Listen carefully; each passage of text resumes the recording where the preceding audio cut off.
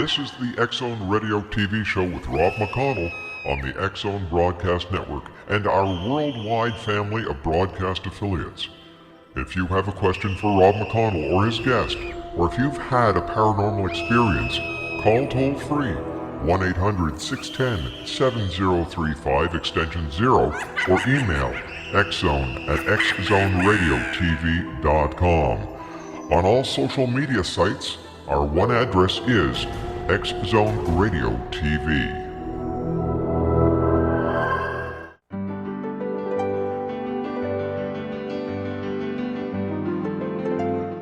Named one of the world's greatest psychics, Elizabeth Joyce is now giving readings worldwide via Skype.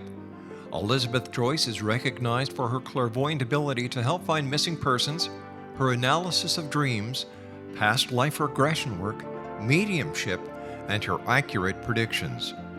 Elizabeth has been a frequent guest on the X-Zone radio show with yours truly, Rob McConnell, now for several years. For an appointment with Elizabeth Joyce, call 201-934-8986 or Skype at elizabeth.joyce. And for more information, you can always visit Elizabeth Joyce online at www.new-visions.com.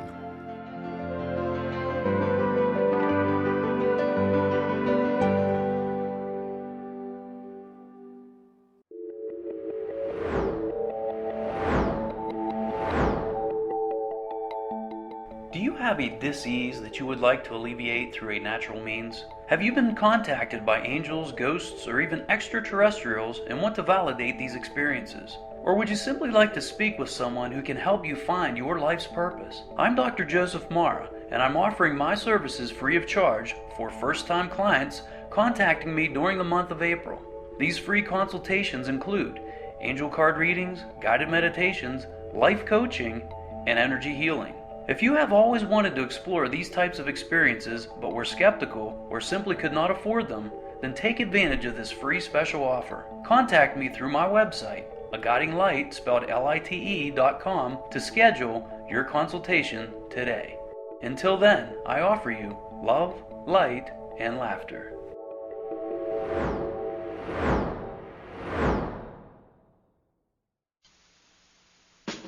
You're listening to the X-Zone Radio Show live and around the world on the Talkstar Radio Network. Visit us online at www.xzone-radio.com. You know that I would be alive.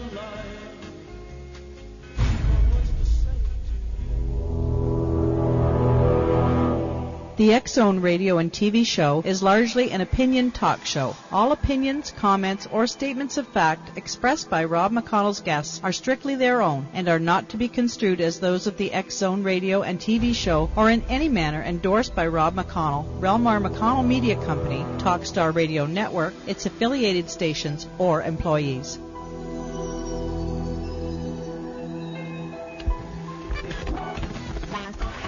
All Hit Radio.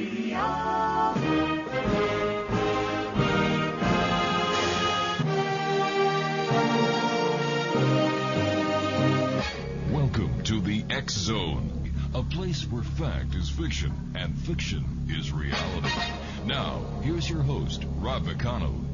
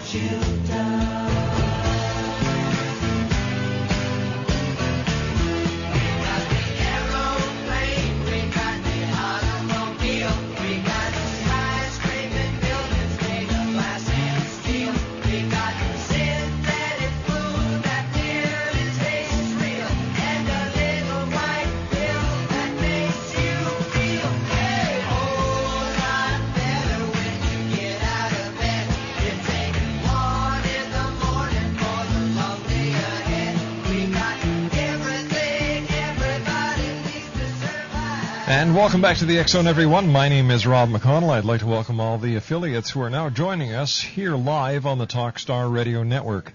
1-877-528-8255 is toll-free throughout the U.S., Canada, Alaska, and Hawaii.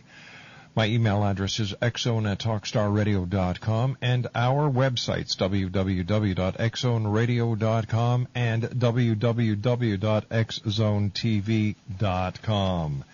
My guest this hour is Bill Knell. He is a paranormal researcher with almost 40 years of experience, a popular speaker, writer, and consultant. Bill has broken college program attendance records, writing hundreds of articles, and has been a consultant to major Hollywood films including Independence Day, Men in Black, Men in Black 2, The Fifth Element, and World of the Worlds. Bill became interested in UFOs after hearing from former military pilots about encounters with objects of unknown origin. These conversations took place with his father, a retired Air Force officer. Bill's father served on General MacArthur's staff during World War II and helped prepare a report on Foo Fighter sightings requested by the general. When it was completed, the report was over 10,000 pages long and still remains classified. And Bill Knell, welcome to the X Zone. How are you this evening, Bill? Thanks, Rob. How are you doing tonight? I'm doing pretty good. Great. Thank you. And thanks very much for joining us tonight here on the X Zone. Bill, UFOs, big topic these days. We had Stevensville sighting. We had, the 63rd anniversary or 64th anniversary of Roswell a couple of weeks ago. Why are UFOs still such a hot topic? Well, I think it's because they don't stop. You know, one of the great things about looking at the UFO phenomenon and investigating it is that UFOs do the same thing here that they do where you are, that they do in other places around the world, and they've been doing the same things, it seems like, for thousands of years. They haven't really changed that much. And I think it's the frequency of the visitation and probably our ability to notice them more because, you know, now we have the Internet, so, you know, shows like yours that allow people to get that information about them so fast, you know. And now if there's a sighting in some obscure place, there's a much better chance of hearing about it, you know, first of all, hearing about it and then hearing about it very fast. So I think that what's going on with the UFOs is it seems like they're making themselves known to us a lot more than they did years ago. I think it started probably about 20 or 30 years ago and then worked up to things like the Phoenix Lights and more recently Stevensville sightings. I'm in Indiana, and we've had a lot of sightings here.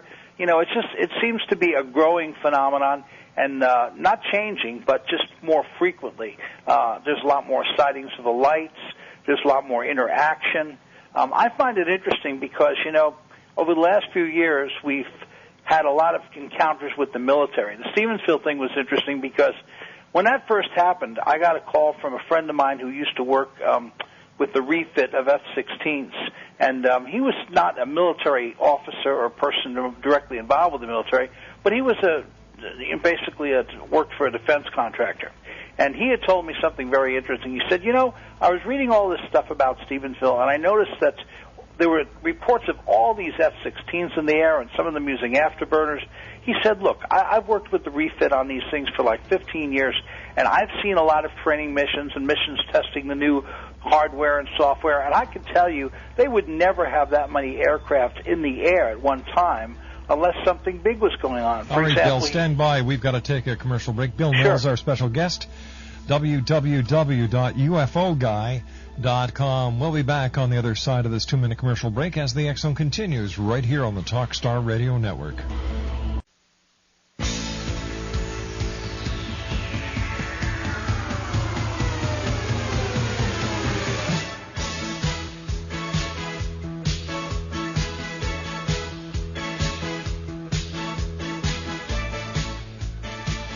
Welcome back, everyone. Bill Knell is our special guest, www.ufoguy.com. Bill, before we went to the break, we were talking about a friend of yours who is in the military refitting F-16s. And he basically said that it was a non-military maneuver that they were talking about unless they were after something quite big or unknown. Well, basically what he was saying was that they would never have that many, F-16s up in the air unless something happened. And he pointed out something that I hadn't even really noticed. He said, have you looked at the map where Erath County is? I said, no. He said, look at the Texas map, and he said, you will see that nearby is the Bush Ranch, the Western White House. That's right. And he said, that's restricted airspace, whether the president's there or not. And he said, if you follow some of the stories about where people said these objects were appearing, where they seem to be coming from, he said, I believe some of them may have, in fact, violated that airspace, and that may have been the reason for the scrambling of so many F-16s. And sure enough, I was really impressed recently when the radar findings proved that, in fact, at least one of those objects had undoubtedly violated the Bush airspace. I understand MUFON is coming out with a press release or a press conference on July 26th. Well, I think what's happening is a lot of people were really disappointed with their first report. And, I understand. It's tough to, investigate these things because they were depending primarily on the sighting reports that people filled out, But I know that even Angela Joyner, who has that wonderful website, StephenvilleLights.com, she had went and, made some complaints because basically it seemed like they went just by the sighting reports and really none of the other information. And, of course, when you just go by that and you don't really look at what the military was doing and everybody else was doing, you have a very limited amount of information. Exactly. I think that they said these were stars, moons, planets, all kinds of crazy things. And, in reality, that didn't seem to, from my perspective, as a UFO investigator with 40 years of experience, it didn't look like that to me. It seemed like there were some credible sightings by trained observers, including a pilot who said that he saw these objects being chased by military aircraft. When you take it all together, you have to say this is a high-stakes case. All right, let's go to our phones. We have David in Ottawa joining us now. David listens to us on AM 580 CFRA. Hello, David. Yes, good evening, and good evening to your guests. You're going to have to speak louder, David, please. Okay, that's what I just was asking your producer if I can. Is it okay? Is the audio clear now? Everything's fine. What's your question, please, David? Okay, the question is that, UFOs has always been what it stands for. It's called an unidentified flying object. Mm-hmm. And what that means is usually in our neck of the woods, we have to fly planes, we have to do things, and they're unidentified for top security reasons. Now, we're not talking about things from Mars or Saturn. We're talking about things from Earth that have to do with national security that the rest of the world, frankly, is not going to know about. How do you think of that, Mr. Guest? Well, I think that's a very good point. I mean, a point well taken. Not everything we see in the sky is an alien spaceship. I think what happens is that some things are indeed represent cases of high strangeness. I mean, you think about it, just in the last several days, we've had one of the 12 men that walked on the moon, Edgar Mitchell, come out and say, look, not only do I believe that UFOs are alien spacecraft, but I know they are because NASA told me they were.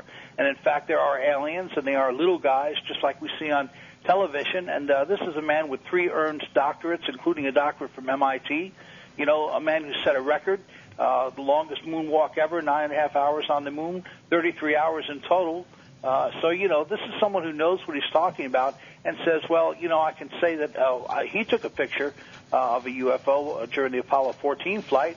In fact, he reestablished the credibility of NASA after the horrible Apollo 13 disaster. He went on the very next mission, Apollo 14, set records and came back, safe and sound. So, he's a credible person, and he's saying that the government is, in fact, covering up information on UFOs. Of course, NASA's response is, we don't track these things, we don't know what he's talking about, and we disagree with him. But you know what? In all fairness, Edgar Mitchell has been one of the most highest profiled members of the Apollo mission team that has always been in the forefront, whether it's doing experimentations of ESP on the moon back to Earth, or whether it's talking about the government conspiracy. If, in fact, NASA did know all this information and there was a conspiracy and a cover-up, wouldn't more astronauts be talking about it?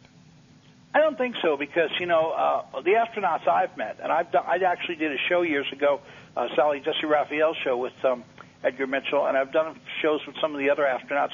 I can tell you that for the most part, they will say that, in fact, they don't know what UFOs are. They're very vague about it. You don't like talking much about it. I still think there's a code of silence. I mean, look at it this way. Why did the United States General Services Administration, which supplies, every government agency and does audits of their of how they act and what they do, they called NASA the most deceptive government agency in the entire country. Now, how can that be? We're always thinking the CIA's lying, everybody, but yet they're calling NASA the most deceptive government agency. That's just not right. Okay, so maybe I can step in. Sure, go ahead, David. Okay, and say, then because I feel that is so not true, because so many, like, semi-generations, and semi-generations, what I mean by that is people who had their half-lives never to see that on TV. Like, we've always wanted to see the man go on the moon, when the man left off on the moon. And so many people died in between the interim, in the meantime. This is, how can we explain this? I'm sorry, David, I can't understand your point. It's like, how can we explain in the meantime is what's happening in the real time? In meantime, it's like, we missed. What did we miss? Or are we missing anything? Or is it all just... So basically you're asking if it's real or if it's all smoke and mirrors. That's an answer. That's it. Bill. Well, from my standpoint, I've been primarily interested in things like physical evidence. For example, I worked on a case where a gentleman was driving his car 60 miles from New York City, and his car, UFO appeared above his car. This is in a Montauk Highway, and his car was lifted off the road by a UFO. He was returned some 12 hours after that without his car, found to be suffering from ionizing radiation. You can't get that just walking down the street. Importantly, his car was found 3 days later in a tree. This is a case with a lot of witnesses. People saw it, thousands of people, and yet it was a non-event. There's a lot of non-events like that. When I was a kid, a UFO hovered above a town pool in the town that I lived in. So much so that FBI agents came around asking people about it in the neighborhood. And yet that was a non-event that never even made the evening news, Changed the color of the water, caused the closing of the pool for 24 hours. All these things are events, and yet they're non-events because the government says, well, you know what, it never happened, or, well, some government project got loose from somewhere and did it. They always have an explanation for these things. Bill, why do you think there's this suppression of information when it comes to UFOs, the cover-up? Well, I believe that the government's scared of public reaction to UFOs. I think they've always had that attitude. Our policy towards citizens has been for almost 100 years the same policy that British intelligence worked on. They basically said, look, if the public doesn't need to know, don't tell them, because if we keep secrets from the public, we're also keeping them from our enemies, so the end result is good. But, of course, in most cases, the end result's really not so good, because then it causes a lot of distrust among the public, with the government. And anyway, I've often thought, how can the government tell people about UFOs? What would they say? Well, we've got these things flying around, violating airspace, potentially abducting people, and there's nothing we could do about it. I think that because they can't do much about it, they're concerned about public reaction to that fact. Well, wouldn't it be better for the government to admit that they're there and let the public know that the government is aware and that they are doing whatever they can to protect the citizenry? Oh, absolutely. I'm for full disclosure. Yeah. I think they're making a huge mistake because they're also letting a lot of people out of the loop. There's a lot of fine minds out there that might be able to help them with this problem if they knew about it. A lot of scientists and stuff that perhaps are just buying the party line that UFOs are nothing. They're not even there. And until, everyone has a shot at this, a shot at solving this problem, I think you're right. I think they're making a huge mistake by not telling people about it. Bill, in your opinion, what is the most compelling evidence that UFOs are real? Well, that's a hard question in the sense of all the cases I've investigated, but I think that probably the most compelling evidence are, in fact, the physical evidence cases.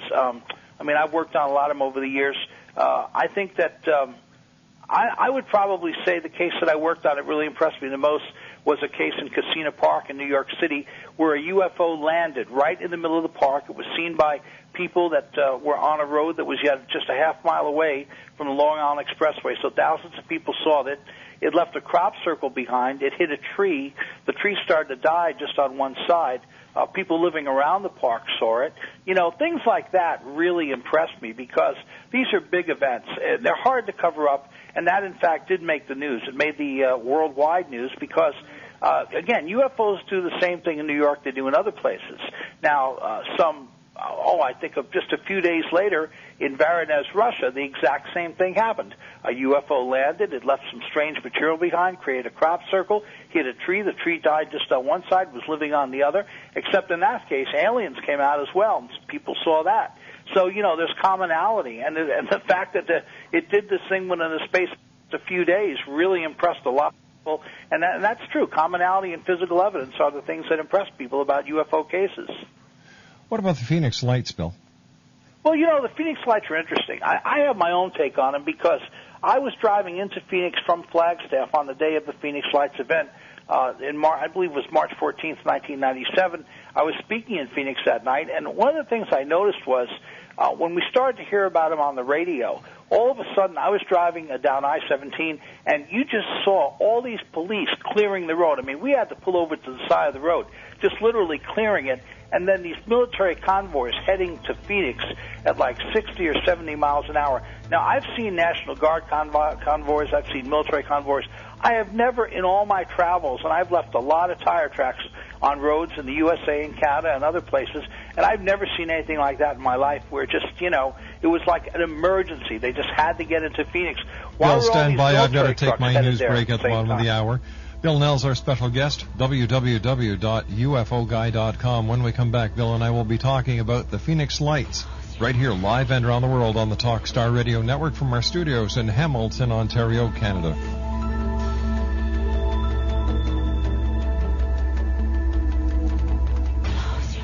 Your blood sugar level is a serious matter.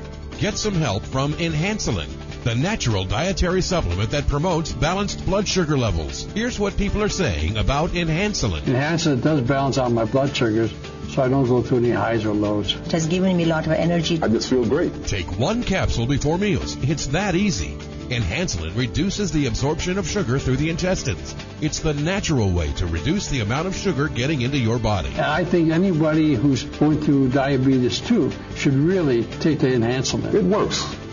It actually works. With the Enhancelin, I can smile again. For help managing your blood sugar, call now to order Enhancelin. 1-800-480-5242. Satisfaction guaranteed or your money back. So call 1-800-480-5242. Call today and receive a free 30-day supply with your order.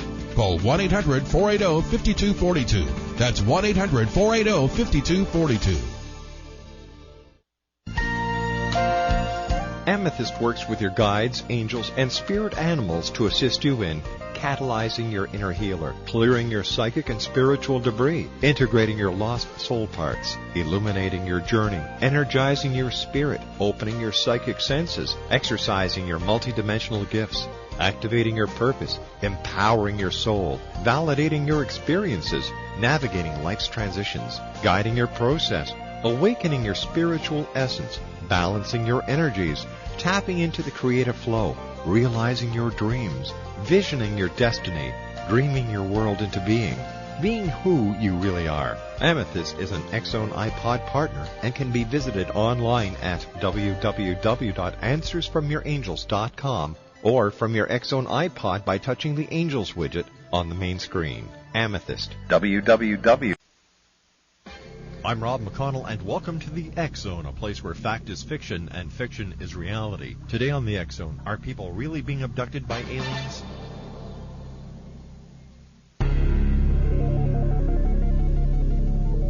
Are people really being abducted by aliens? Well, if you were to ask 9-year-old Ryan from Port Colborne, Ontario, he would show you the marks on his hands and tell you about the night he was teleported from his bedroom into a hovering UFO over his home, and about the experiments the aliens conducted on him. Dr. Roger Lear, a medical doctor in California, has extracted 11 implants from people in Canada and the United States who have only one thing in common. They have all had encounters with UFOs. 70% of all Americans believe they have seen a UFO. 40% of them believe they have been abducted. Maybe E.T. never went home.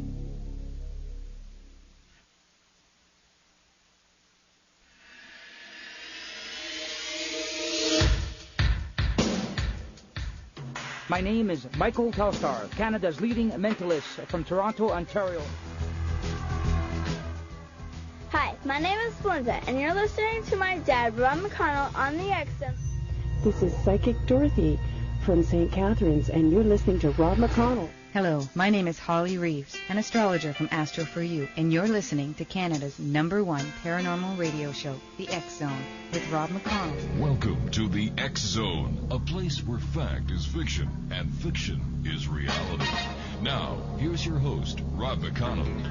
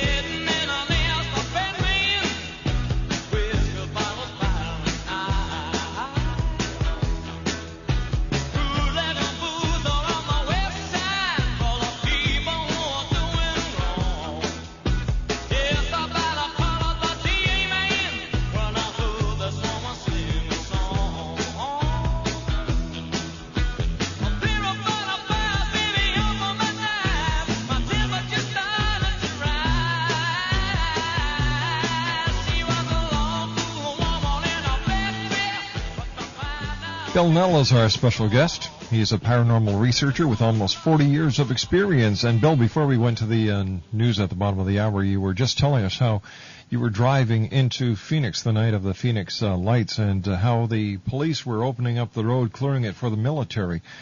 What did this mean to you, Bill? Well, it told me that something definitely strange was happening in town. Like I said, I've never seen that in all the time that I've been driving. 20 years doing 100 to 150 seminars a year in, most American states and just about all the provinces of Canada. I mean, I've never seen anything like it. And, of course, that evening I was speaking on UFOs in Phoenix. We were packed out, needless to say. And I got to tell you, people were upset, they were angry, and they were frightened because their government let them down. A lot of people said they saw a huge triangular-shaped object. In fact, I really heard very little about the actual lights or alleged military flares that everybody focuses on. A lot of people just saw this huge triangle and triangular lights, and, a lot of people called Luke Air Force Base, and they were told, well, we're not investigating that anymore, and they called the police, and the police said, well, we don't really know what to make about it, and, of course, then the next day, the governor, he talked about it, Governor Symington, and eventually made fun of it in a press conference, but yet 10 years down the line in 2007, he said, I made a mistake. I shouldn't have done that because I saw the object too, and it was a big triangle, was something different, and I was wrong about it. I now believe it was some sort of alien spacecraft. So, 10 years changes a lot of things, but, that was a golden opportunity for at least local officials to give UFOs a fair hearing and to tell people what was going on, and they didn't, and the result was panic. Brandy, can you check your MSN, please, your AOL? 1-877-528-8255 is toll-free throughout the U.S., Canada, Alaska, and Hawaii. Bill Knell is our special guest. Bill, even President Kennedy and Walter Cronkite had UFO sightings. Well, I can tell you this. I'll talk a little bit about Walter Cronkite. In 1971, I had started a UFO club in my high school, which, due to circumstances at that time, made the national news. Walter Cronkite was working on a national special for CBS News on UFOs, and myself and many others were invited to New York City to meet him in order to be considered for a part in the special. He was very interested in a young person's perspective, and I was just a high school teenager at that time. And when I met him, he was very interested in my dad because my dad had been a retired Air Force general, and he had worked on a report with General MacArthur involving Foo Fighters or UFOs seen during World War II. And after I got done telling him, all my stories that I had heard about it, he said, I've got a UFO story of my own. He said, did you know, when I was a reporter in the 1950s, I went out to a Pacific atoll, and I witnessed a missile test. And he said, basically, we were, on this little atoll, and the missile was about to take off. There were various military police walking around with dogs, and just as the thing was taking off and we're all standing next to this blockhouse watching it, he said there might have been 20 reporters there, including himself. A huge disc, a classic flying saucer, appeared right over the site and shot the missile with a blue beam. It also shot one of the guards and one of the guard dogs with the blue beam, so the guard stood completely still like he was frozen. The guard dog was caught in mid-jump, and ultimately the missile probably only made it about 50 feet above the ground by the time the blue beam hit it. Eventually, and this all happened in a matter of seconds, as he's telling it to me, that's what he said. Mm-hmm. He said that the blue beam let go of the missile, and then the missile suddenly exploded. Now, at that point, the military escorted all the reporters down into the blockhouse, left them in there for about 30 minutes until this Air Force colonel shows up. He brings them on out and says, look, guys, what happened was a test. It wasn't a real UFO. We just wanted to judge how the media would react if they saw a UFO have a military confrontation. And, of course, everybody started laughing because they knew darn well that we didn't have the technology to do what everyone witnessed, and they knew this was no test. It was very obvious during the event that the Air Force was completely out of control and that the UFO, in fact, was completely in control. And, thinking back on him telling me the story now, it's funny how in the last few weeks we've had people like Bob Hastings and others who've really studied this matter of the military and UFOs talk about how that they've tried to change, aliens have tried to change the missile codes, they've tried to have some sort of interaction with the American military, and even today a watchdog group claims that missile codes in certain Air Force bases in the United States have recently been compromised with no explanation for that. Gee, I wonder why that happened. What about President Kennedy's sighting?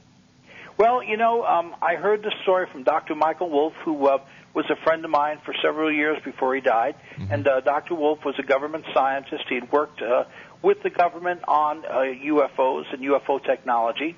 But he was also someone who married Sarah, who was one of the Kennedys. And his wife, Sarah, was a Kennedy, so they would spend time at the Kennedy compound in Hyannisport during, summer holidays. And on this particular occasion, Wolff was sick in bed. He had a bad cold, but Sarah went out on the boat along with many others. They went out on a motorboating with President Kennedy. And apparently during this event, a huge UFO, again, a classic kind of egg-shaped or disc-shaped UFO, suddenly appeared. Of course, the Secret Service and the boats surrounding them went completely berserk. They didn't know what to do. The thing only stayed around a short period of time, but after it left, Kennedy went right back to the pier, and he immediately told everybody, he said, look, nobody talk about this. I'm not exactly sure what happened, but I don't want anyone talking about it. But she had to go in and tell, Dr. Wolff what happened, and of course he was very impressed by it. And that was, a first-hand thing in the sense of his wife actually seeing the UFO and seeing Kennedy seeing it and seeing the, reaction of the Secret Service to it. So, once again, we've had a number of presidents who've seen UFOs, but, Jimmy Carter and Ronald Reagan and others, but that was probably one of the more spectacular sightings I've ever heard of. When it comes to UFO crashes, how many crashes have there been, and how many of these discs have actually been recovered by the military? Well, my father didn't talk about it much because it was hard to get information about UFOs from him, but I got the impression there were a number of crashes, and I got the impression that they probably began sometime in the 1930s, not necessarily in America, but perhaps in other countries that were friendly to America. For example, I know that in at least one case there was a crash in Sweden where the battleship Alabama, which is now on display in fact, the state of Alabama, had brought back a huge disc-shaped object covered by a tarpaulin on its deck. Now, it did that sometime just shortly after World War II. Now, that disc allegedly crashed many years before, but that was the first opportunity we had to get it.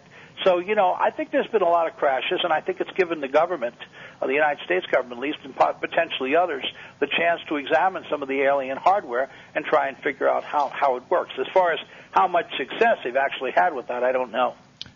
What's your take on Roswell? Well, I've been to Roswell a number of times over the years. I started going there at a time before it really became famous, and a lot of people knew about it. In fact, the first time I went to Roswell, it's a hard place to find, and when I got there, I was asking one of the police officers in town, how I might find the famous UFO crash site. He said, that wasn't nothing. He said, why don't you take this road straight out of town and forget about it? I'm like, boy, well, that pretty much tells you the attitude. And that was pretty much the attitude. I mean, I remember going to the Chamber of Commerce, and they gave me this little folder they had, which had about one paragraph about the Roswell crash, which basically said one time somebody thought a UFO crashed around here, but it really didn't. It was a weather balloon, and so on and so forth, because the attitudes changed today. But one of the things that impressed me about Roswell was the caliber of the witnesses. You had people like Walter Hout, the information officer, who said he was ordered to put out a press release saying that there was indeed a UFO crash. Glenn Dennis, who was worked at one of the local funeral parlors, had a contract with the government to provide funeral services, and was asked to find all the small child-sized coffins he could and bring them out to the base. One of the things that probably impressed me more than anything else was the level of the witnesses. And then, of course, in '97, we had Corso, retired Major Corso, come out, Philip Corso, and talk about how that he was at the base the day after Roswell, where some of the materials were brought in, and subsequently got involved in the reverse engineering of some of the materials from Roswell. So you got to remember, these aren't just the average people. I mean, there are average people. There's people that were airmen or just happened to be in the area at the time that could tell you stories about Roswell. But we're talking about high-ranking, retired United States military officers that really have a reputation on the line to lose. And they're saying that, there was a crash of an alien spaceship, and aliens were recovered from the crash. These were not children. These were not some kind of experimental aircraft. They were not weather balloons or radar-absorbing things. This was something different. So that really impressed me. And I think that Roswell did, in fact, involve at least one or more potentially alien objects that were brought down because of the experimentation of a new type of radar. Now, Howard Hughes was present at a UFO crash site, wasn't he, in the summer of '47? This is a really interesting story. I actually heard this from the daughter of a person who worked with Howard Hughes on the famous Spruce Goose, the huge wooden-framed aircraft, which eventually became the prototype for the C-130.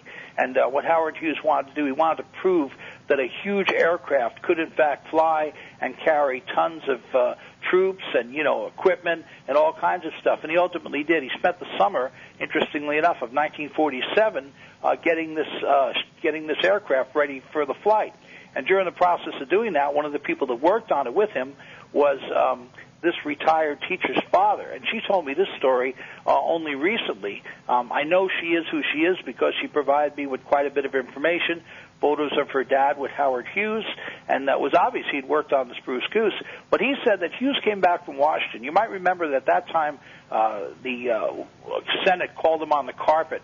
They had all these hearings because they said he had wasted money and, done this and that. It was all political, but he got through it. And when he came back, he said, while I was in Washington, I was approached by these people that wanted me to work on something, wanted me to figure it out. I wanted to know if you'd have interest in that. So he asked this gal's father if he would have interest in working on the project. He said, well, what is it? He said, well, I was basically taken to this airbase. He didn't say where. He said, I was shown this object, which appeared to be some sort of a disc-shaped object, and in the process of that, I was also shown the pilots of this craft. He didn't say they were aliens, but he said they appeared small and not to be human. And it was interesting because after the whole thing settled down, he claimed that he wasn't going to bother with the project because it was too much trouble.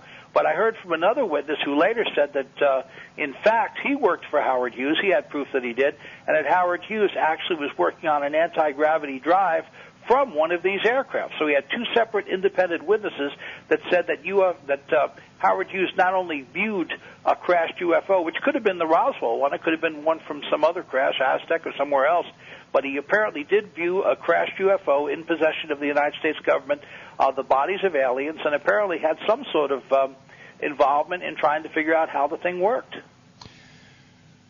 1-877-528-8255, toll free. Bill Knell is our special guest. His website is www.ufoguy.com. Bill, when you're out talking to students or if you're talking to groups, what is the most common question that you get asked? Well, I think people ask me more than anything else, why are they visiting here? Why do they come here to see us? And I always tell people, that's the million-dollar question. First of all, you'd have to figure out who they are. There appears to be several different type of groups of aliens that are coming here, and some may be coming here because they're interested in us, because we're curious beings. I mean, we like to go to other planets and find out what's there. Others may be coming out of necessity. One of the stories about abductions is that they're doing the abductions to reestablish or firm up their own DNA, that sometimes babies are born or hybrids are born. I worked on a number of cases where women claimed that there's no way they could have gotten pregnant, but they got pregnant, and when they did, the fetuses were removed from them from 1 to 3 months after they became pregnant. So, that may be another reason why they're coming here. Another reason could simply be because of some of the resources we have. UFOs are seen over water a lot. I remember in 1969 I read a Rudder magazine article. Rudder's a boating magazine. All right, stand by, Bill. We've got to take our final break for this hour. Bill Knell is our special guest, www.ufoguy.com. In the next hour, Major Kevin Randall joins us talking about Roswell and the MJ-12. My name's Rob McConnell. This is the X-Zone, live and around the world on the Talkstar Radio Network. If you've ever wondered about past lives or even life between lives, and you think the whole idea is a little strange, you're not alone. Dr. Georgina Cannon, author of the books Return, Past Life Regression, and You, and her latest book, Discovering the Interlife, writes her books to remove the woo-woo from these regression protocols and to show the therapeutic benefit and opportunities that happen with these journeys. Discovering the Interlife is the one book you'll need as you continue on your life journey. As Shirley MacLaine said about the book, this is a very, very powerful work. So be kind to yourself and find out more about Discovering the Interlife at www.lifebetweenlivescanada.com. That's www.lifebetweenlivescanada.com. You'll be glad you did. To contact Dr. Georgina Cannon at the Ontario Hypnosis Centre in Toronto, Ontario, Canada, visit www.ontariohypnosiscentre.com. What's new, pussycat? Whoa, whoa. The cat is finally out of the bag. Secrets of Cat Attitude revealed. This is the No Copycat book that gives you the X Factor in personable insight and experience to understanding cat behavior and solving problems from the cat's point of view. Learn the Secrets of Cat Attitude revealed by Carolyn Bartz. That will take the relationship with your cat up a notch and to the next level. Discover why cat owners live longer, healthier lives. Medical facts revealed and why your cat can't help it. Digital photos to guide you in cat care. Safety tips, historical and myth gems, and a fun, enlightening quiz. The perfect gift for smart cat owners and cat lovers. If you love your cat, take the journey now. Don't wait. To order your copy of Secrets of Cat Attitude Revealed, visit www.secretsofcatattituderevealed.com. Secrets of Cat Attitude Revealed, the perfect gift.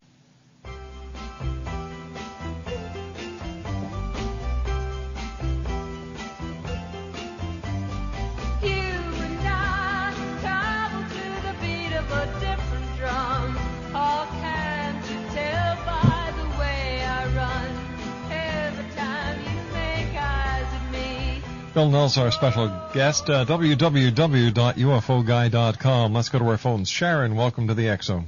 Oh, hello. Yeah, I'm full of questions, Mr. Knell, or Dr. Knell.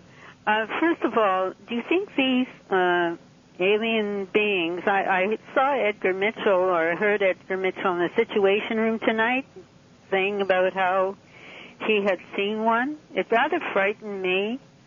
Although I have had a weird experience once.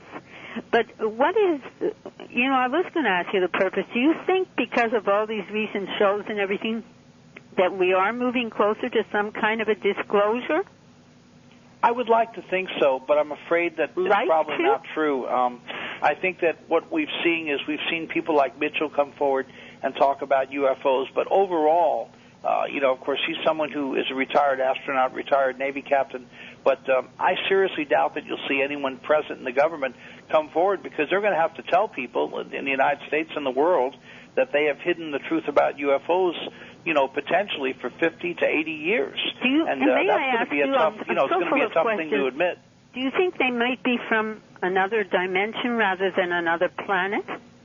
I think they travel dimensionally. I think that Jacques Vallée had it right years ago when he wrote about that. Yes. I think that they are able to arrive and suddenly vanish and appear because they are able to use time-space portals. Well, certainly they must have a purpose for being here. And what do you think it is? And don't you think they will ultimately be overtly, so all the world can see it on television? Well, I think they've made some pretty outrageous, moves in sense of appearing over major cities, especially in the last year and other places. But, the news media never met a government press release they didn't like. So every time they make an appearance, the government just says, well, they're not really, they're something else, they're planes on maneuvers or they're swamp gas or they're weather balloons. They always have some explanation for them. Well, I have seen a craft up close and personal once in my life. I was with my aunt, and it was in a city. In Montreal in 1987. Wow. But I'm just wondering if I just get the feeling that something is getting closer. I just have an inner sort of feeling that why don't they just land somewhere? Why don't they just land on Parliament Hill? They do land, and they land in big cities, and then we ignore them. Like I said. No, but I mean in a type of a way that cannot be ignored with the media around it. Why don't they? I think we're assuming they're humans and act like us, but maybe that's not part of their agenda, or maybe it's just not in their emotional makeup. Who knows? All right, Sharon, thanks very much for joining us tonight. We have to go. Bill, it's been a great pleasure. I hope that we have the pleasure of having you back on in the near future because we still have so much to go through. Thanks, Rob. Bill Knell, thanks very much for joining us tonight. www.ufoguy.com. My take on Edgar Mitchell is I think that Mitchell is a little out to lunch because he's the only astronaut who's come forward and said, I saw aliens on the moon. He sells a lot of books. He goes to a lot of speaking engagements. I don't know. He's got his own institute, so he's got to make a lot of scene in order to make a lot of cash. I don't buy Edgar Mitchell's story one bit. Neil Armstrong came out and said that. I'm telling you, I'd have second thoughts. But Edgar Mitchell, sorry, don't buy it. When we come back from the news at the top of the hour at 6.5 minutes past, Dr. Kevin Randall will be joining me. We're going to be talking about Roswell and the MJ-12 and much more. My name's Rob McConnell. This is the X-Zone, live and around the world on the Talkstar Radio Network from our studios in Hamilton, Ontario, Canada. Don't go away.